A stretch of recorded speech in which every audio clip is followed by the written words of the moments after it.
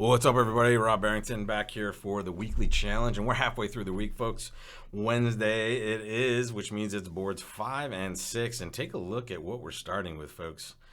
Your right-hand opponent is open one heart, and this is your hand. What are you going to do? Make your call. This isn't going to be anything funky here, right? We're too good to make any preempt. You might see this hand and see the number of clubs that you have and the quality of the suit and say, hey, I need to preempt. This is my 6-card suit. I can bid 3 clubs. Well, your hand is way, way too good for that, right? You have a very solid hand. And to be honest, when you're overcalling at the 2 level, you're supposed to be having a 6-card suit and a good hand, like near an opening hand. And for what you might lack in high cards in spots like this, you should make up for it in shape. We have the best of all worlds. We have good high cards. We have very good shape.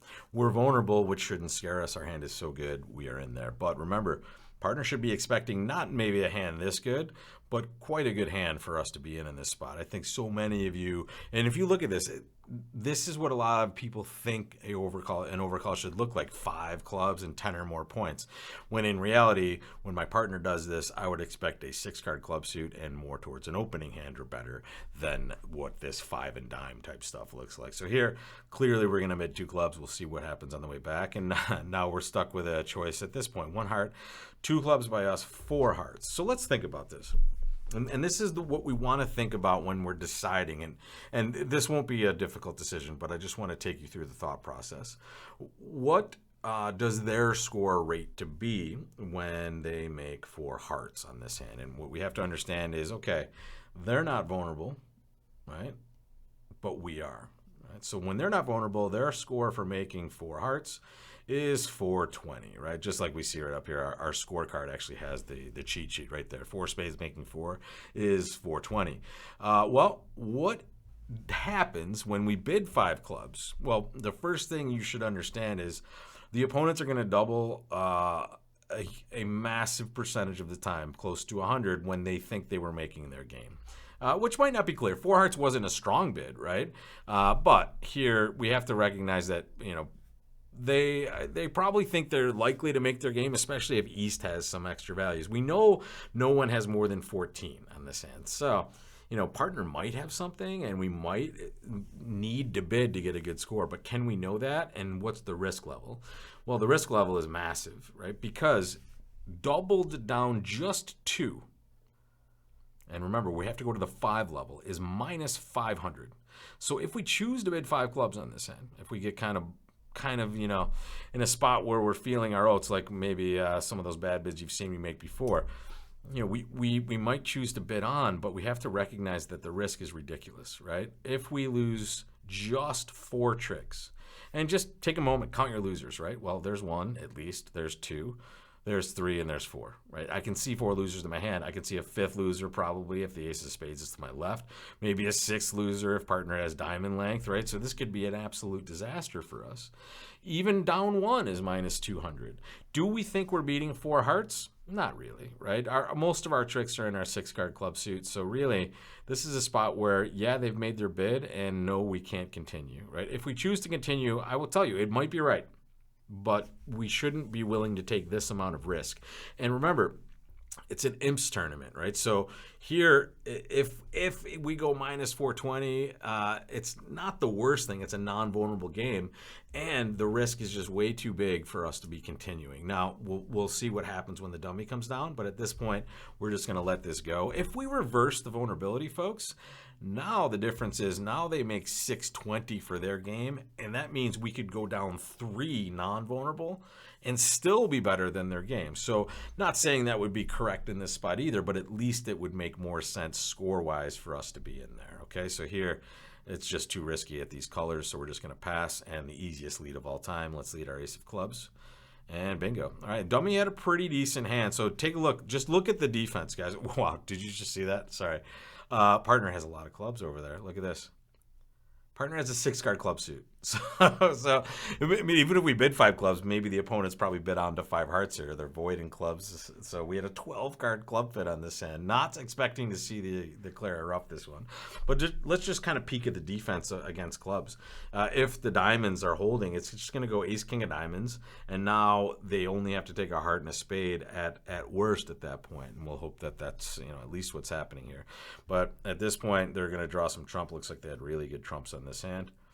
They had 6 hearts, right? So they had 6 hearts. They had no clubs. So it means they have 7 cards in the other 2 suits. What are they constructed like? Let's see. Here, I'm just going to hop up with the king of spades because I have no idea what the opponent is doing. And now I'm just going to exit. Partner had the ace of spades. So maybe our sacrifice is just a little better than we thought, but we can't possibly know this when this is happening. And now we'll see what's happening in dimes wheel. Partner wasn't short in that suit. Doesn't look like they were. And we just have nothing left to do. They're going to make 4 tricks, or they're going to make 10 tricks on this hand for making 4. And we'll take a look at the results and see what a sacrifice would have gotten us. One thing, even if a sacrifice is right, we have to understand the robots did a really good job of getting us out of this auction, right? That's what that closeout bid is meant to be, right? Their partner opened a heart. They're supposed to put maximum pressure on us. And look, North has an interesting hand. I don't know. We overcalled 2 clubs and they chose not to bid. It's tough for them, I suppose. They have the ace of spades. That might be a trick. Here, look at we did have a chance to beat this. Take a look. You guys see it? Yeah, if we play the king of spades, I think we can beat this, right? Let's take a look. Let's show some double dummy. Yep, there it is, guys. Terrible choice of leads, right? We're not going to lead king from king small without any information at all, but double dummy, we can see that the king of spades will void us in spades. Partner will return a spade, which will ruff, and then we'll just sit back and wait for a diamond trick on this hand. If we bid 5 clubs, though, that might have been, as you can see, double dummy, we're really not going to make this lead, but it is a lead that will beat it. If we bid 5 clubs, though, look, we're going to lose 2 diamonds and only 1 heart. So it's a great sacrifice, unfortunately. Right? It's because we're not going to make the lead that's going to beat 5 hearts or 4 hearts, excuse me. But we certainly can see that 5 clubs is only going to go down 1. But take a look. We needed partner to have that ace of spades for that to be the case. If West decides to just raise hearts in a different way, and to be honest, their hand is almost too good. I would treat West as too good of a hand to close out with. I would probably cube it instead. Now North can get in there with 4 clubs, and maybe we have a chance of sacrificing now. When partner doesn't give us that information, and when West chews up the bidding room the way that they did, you just have to tip your cap and say, good job, robots. You kept us out of a good choice of sacrifice here. And again, as you can see, we can beat it, but it's a lead that we're just so unlikely to make. Maybe I could switch to the king of spades, I suppose. I did lead the ace of clubs. The problem is it got ruffed, right? So in the spots where Declara has 1 club, maybe we figure it out, but the likelihood of us figuring out not to lead the ace of clubs in this spot and lead the king of spades instead is nil, right? In fact, if I saw this happen, I would say, okay, where did you see this hand record before? and how do I get access to it before I play this thing next time? But here, I would expect this to be a normal result, unless, if the robot knows the sacrifice and we didn't, think about it, it's still not too bad, right? We're minus 200 if we're doubled, which means it's a minus 220 swing. So not the worst. Right? So here, even when we're wrong, it's not that bad. All right, make your bid on this one, folks. Your right-hand opponent opened 2 spades. What are you gonna bid now on this hand? It's a tough one. We have a solid 14, and especially with a best hand situation, we don't want to let them play this at the 2 spade level. The problem is we don't really have a double. I'd like to bring hearts into the conversation, but what if they pick diamonds? It could be terrible, especially if we just have a club fit we're supposed to play in. So here, with a full opening hand, even though I only have a 5-card suit, the values here make me want to bid, and the situational stuff. We're not vulnerable. It's a best hand tournament. We should not be allowing them to preempt us out of an auction. And now we just get to play this instead of sitting back and playing defense. Whoa, partner's just jamming with the club fits all day here. Look at this. We should just know, let's just play clubs the rest of the day. We had a 12-card club fit last time. Now we only only have a 10 card fit. Oh well. This hand looks like it's going to be super easy to play. Take a look real quick, folks, before I start ripping off some tricks, and you can pause if you need to. But just look at the potential losers we have and where we might be able to get rid of some of those losers in the future. What I see right away is a clear spade loser and a clear diamond loser, unless the heart suit behaves somehow before we get rid of that ace of diamonds. So I'm going to focus on two things. I'm going to focus on drawing trump for sure, and I'm going to focus on trying to pitch the only loser I can, which is a diamond from that dummy over there. So here we go. I'm going to play a spade. And we're going to keep track of East's shape, right? When someone preempts, we know so much about their hand that it's very important to just kind of keep track of the cards that they're going to have. I'm going to play, I'm going to unblock here just for a second. There we go, king of clubs. Okay, good. I'm going to keep my entries over here because I'm going to want to play hearts at some point and maybe get back to my hand. I can definitely get back here with a spade ruff as well, but I'm not going to be able to actually void spades myself, right? So here, I see that right-hand opponent had 0 clubs, right? So now I know there's 6 spades, and then there's some number of cards in the other suits, which sounds like 7, right? So they're likely to have some diamonds and some hearts. I would say they're unlikely to have 4 hearts, and the reason being is if they had 6 spades and 4 hearts, it's usually minus your expected value to open with a preemptive bid. Even though not beyond the realm of possibility, it's just not usually the best thing to do. So here, I'm just going to play it heart to the ace and hope I see some information here. Good, good. Let's see it. And here comes the good play right here.